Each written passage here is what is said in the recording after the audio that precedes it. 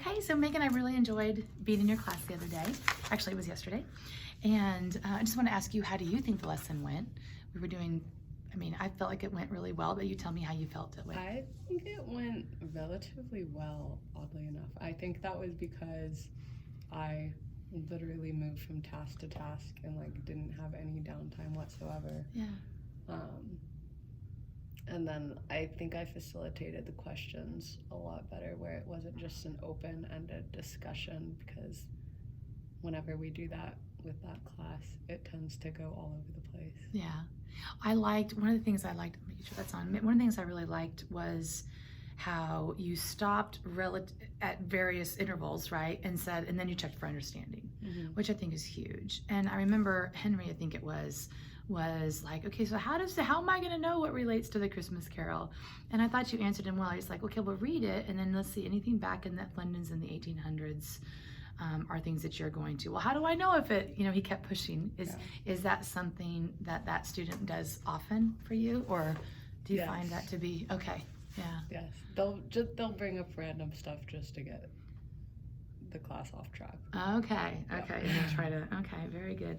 What, I particularly liked so then they're reading and they seemed awfully eager to participate. Because it sounds like you've established participation.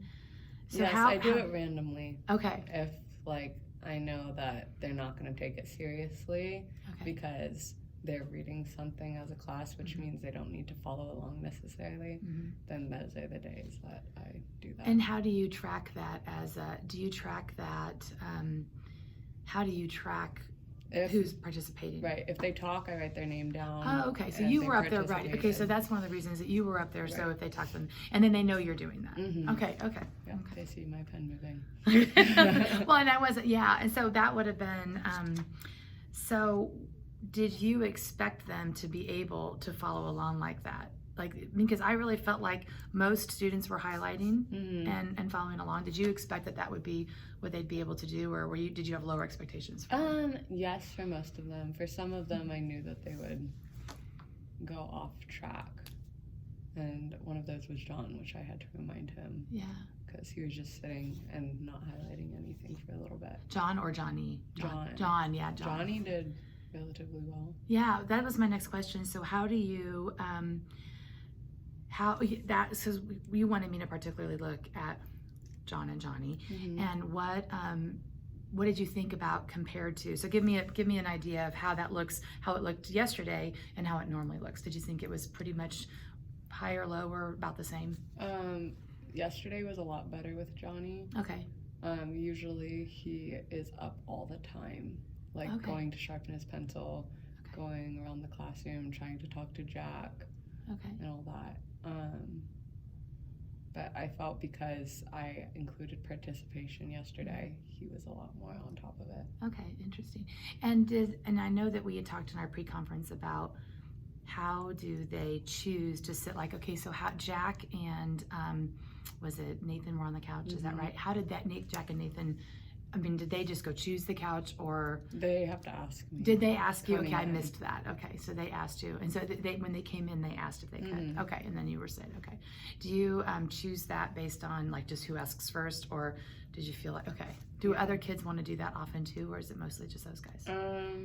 Other kids ask as well. So if someone asks the same day and I have already given it away, then I'd say, you can do it tomorrow. Okay. But usually it's them, yes. Okay, that's fine. Of course. So I wrote, do you want me to share with you what I wrote down? Okay, so I said, I thought that the strengths of your lesson were that you stopped frequently, that I felt like you were reaching kind of those visual learners. I felt like the reading was pretty high level, and so that was really reaching some of those higher level learners, especially those, and the highlighting I think helped them kind of stay focused. But then the video clips and the still images, I think, is a good visual reminder, so that it broke up the lesson. I really liked that about it.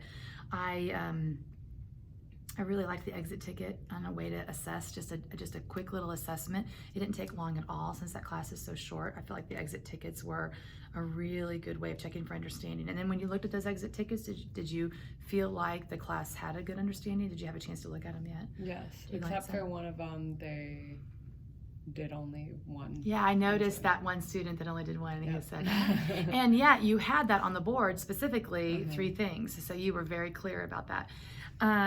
One of the things that I think that you and I can work on, just as your mentor, I think that we can work on, and I know that you were tracking participation, so that's one of the reasons that I think that you were at your podium a lot, because you were writing it down. Right. But I think, and I remember going back to when I was first brand new. I remember my first principal did this. He would come in. One of the things that he was big on was tracking teacher movement.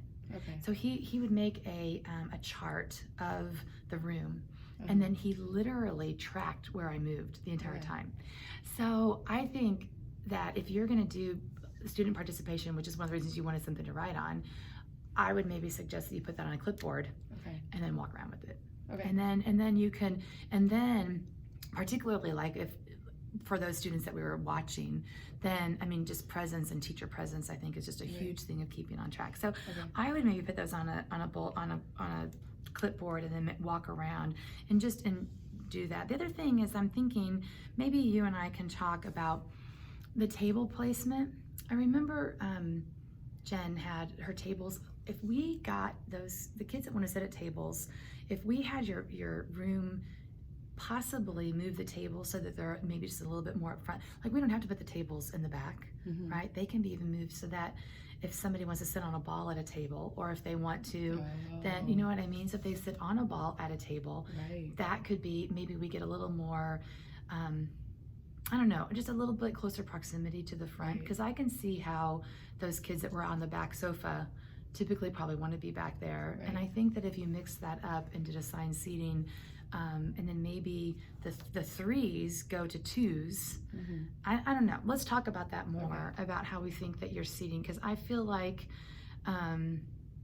this table for me back even in my room is becoming a little bit of an issue for me. Just for me, I feel like even I need to change that a little bit. So, so that's what I was just gonna say, is that, and I also feel like, and I think we all struggle, my struggle is the transition to class. Like how can I make, and how can you make your transition into class just feel like it's not so hectic? What do you think about that? What are some things that you think it's always a struggle? It's always, especially for this class, especially. Yeah, it is. And Did they go get highlighters right away? Did you asked them to go get highlighters? So it was on the board. They know every day to read the board. Okay. Usually every day in ELA there's a bell ringer, and it's crazy how many times I have to get started on your bell ringer. We've been doing this for 2 months. Right. And there wasn't a bell ringer today. Did it have the objective on the board? It went away before maybe I noticed because I was watching the kids, but did the objective about the Christmas Carol, it was up there on the board. I think I missed it because I came in just a little bit later than I saw it, so I didn't see it, but it was up on the board, the objective was. Okay. What did it say exactly? Did it say? The objective was, I'm trying to think, I'm sorry. Students will be able to identify 3 important perfect things about what they learned that day that relates to child labor, introducing the Christmas Which is Carol. perfect. I mean, that's exactly how it should be. And then you asked them to go get a highlighter. That was on the board. I think I came in late enough that I missed that part. So I think that's what I didn't see. And then they went. So I don't know. So maybe if they need to go straight to then they get up and they go again. So it's another transition thing. Maybe we can work on highlighters and cups at tables, you know, so that maybe there's less movement. Or maybe if they're in, I don't know, I'm just wondering if, because once, especially our kiddos that are a little up and around, maybe if things were just in closer proximity to them and didn't have any excuse to go anywhere, you know, I'm wondering if even for me, that one Johnny, just him having sharpened pencils in front of him would just reduce the amount of time. But maybe he needs to get up and move a little bit more often. So that's one of the things. Anyway, so that was one of the things I was thinking about. But yeah, we can visit more, but I thought it was a great lesson, and I felt like it's gonna be fun to do the Christmas Carol. And they were a great class. I think if you revisited seating and then just that transition, we just keep working on transitions. I think you'll feel much better and much more, you know, settled. I like it. Okay. Thank you. Thanks, Megan.